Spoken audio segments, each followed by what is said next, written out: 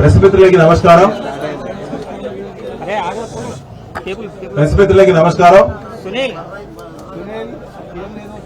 ఈరోజు TRS party legislature party deputy floor leader Shri Tanneer Harish Rao garu ఇక్కడ దాకా వారు వచ్చిన ప్రత్యేక సందర్భం మీ అందరికీ తెలుసు. వారితో పాటు మా జిల్లా బృందం, మాజీ మంత్రివర్యులు దయాకర్ రావు గారు, మాజీ చీఫ్ విప్ గారు అన్నగారు వినయ్ భాస్కర్ గారు, మాజీ శాసనసభ్యులు శంకర్ నాయక్ గారు, ఆర్ రమేష్ గారు, ఎస్సీ కమిషన్ మాజీ చైర్మన్ ఎర్రోల శ్రీనివాస్ గారు, అదే మా నియోజకవర్గ పార్టీ ప్రముఖులు, జిల్లా నుంచి వచ్చినటువంటి యాదరెడ్డి గారు, ఇతర ప్రముఖ మిత్రులు అందరూ కూడా వచ్చారు. వారందరూ వచ్చిన సందర్భం మీ అందరికీ తెలుసు. ఇవాళ ఇదే దక్షిణ వలయంగా ఆనాడు కాకతీయ రాజులు వారి అడ్మినిస్ట్రేషన్ ఆఫీస్ అయినటువంటి కిలా వరంగల్ నుంచి సొరంగ మార్గం ద్వారా ఇక్కడికి వచ్చి పాకాల చెరువులో స్నానం ఆచరించి వారి ఆరాధ్య దైవమైనటువంటి శైవ మతాన్ని, శివుణ్ణి ఆచరిస్తూ వారి దీవెనలు తీసుకోవడానికి ప్రత్యేకమైన శివాలయాన్ని ఇక్కడ నిర్మించిన చరిత్ర మీకు తెలుసు. ఆ చరిత్రను 800 సంవత్సరాల పైబడిన చరిత్రను కాలరాస్తూ కాంగ్రెస్ పార్టీ ప్రభుత్వం, రేవంత్ రెడ్డి ప్రభుత్వం, స్థానికంగా ఎమ్మెల్యే దొంతి మాధురెడ్డి గారు, జిల్లా అధికార యంత్రాంగం, జిల్లా నుంచి మొదలుకొంటే రాష్ట్రం నుంచి, డివిజన్ నుంచి మండల అధికార యంత్రాంగం వరకు కూడా వలికి కుమ్మక్కై ఆనవాలు చెరిపేసేటువంటి కుట్ర చేస్తూ ఒక వ్యూహాత్మకంగా గత సంవత్సర కాలం నుంచి మొదలైనటువంటి కుట్ర, ల్యాండ్ను రికార్డులు తారుమారు చేయడమే కాకుండా ఉన్న టెంపుల్ను లేదని చెప్పి తప్పుడు సమాచారాన్ని ఇచ్చి దుర్బుద్ధితో, దురాశతో బడిని కట్టేటువంటి సంకల్పం కంటే గుడిని తవ్వేయాలని, గుడి కింద ఉన్నటువంటి, గుడిలో ఉన్న లింగాన్ని తవ్వడంతో పాటు గుడి కింద ఉన్నటువంటి నిధులను మొత్తం కూడా దోచేయాలనే కుట్ర చాలా వ్యూహాత్మకంగా, పకడ్బందీగా, ప్రణాళికాబద్ధంగా ఈ ప్రభుత్వ వ్యవస్థ మొత్తం ఏకమై చేసినటువంటి కుట్రను బీఆర్ఎస్ పార్టీ బట్టబయలు చేసింది గత వారం రోజుల క్రితం. మీరే సాక్షులు. అప్పటి నుంచి కూడా ఒక యుద్ధ వాతావరణం. స్వేచ్ఛగా ఎవరు రావద్దు, మీడియా వాళ్ళు కూడా రావద్దు.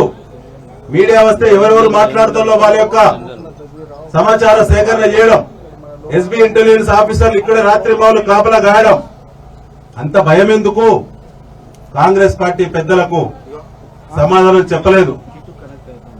ఇవాళ మిత్రులారా, ఇవాళ వచ్చిన ప్రత్యేక సందర్భం, కాకతీయ సామ్రాజ్యం అంటే మనకు ఒక పౌరుషం.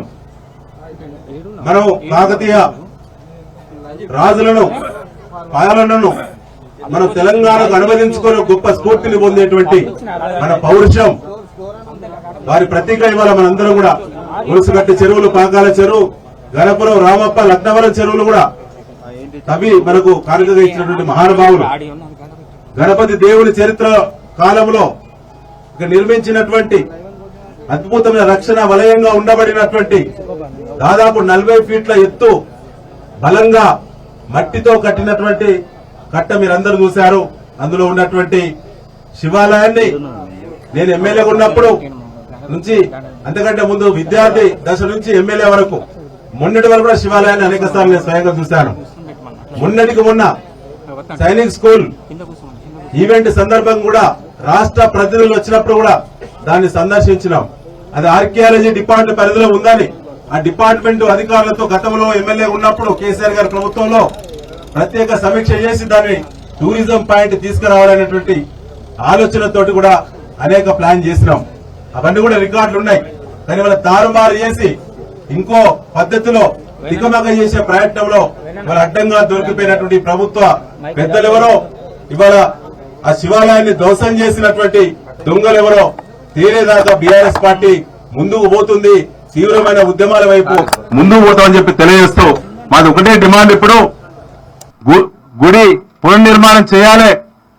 గుడి కింద తవ్వినటువంటి నిధులు ఏవైతే మరి అర్ధరాత్రి దొంగల దవిల్లో దాని బాధ్యులు ఎవరో కాంట్రాక్టు ముసుగులు ఉన్నటువంటి అధికార పార్టీ నేతల అది తేలాలే. ఇప్పటివరకు కూడా క్రైమ్ రిజిస్టర్ కాలేదు. ఆర్కియాలజీ డిపార్ట్మెంట్ వారు వ్రాతపూర్వకంగా కలెక్టర్ గారికి ఈ ఆస్తి మాదే చర్య చేయాలని చెప్పి వ్రాసి ఇచ్చినా కలెక్టర్ గారు నోరు విప్పే పరిస్థితి లేదు. మా నినాదం ఖచ్చితంగా గుడి పునర్నిర్మాణం చేయాలి. తప్పు చేసి దొంగల్లా మరి ఎత్తుకపోయినటువంటి సొమ్మును తిరిగి రికవరీ చేస్తూ వారిని జైల్లో పెట్టాలి.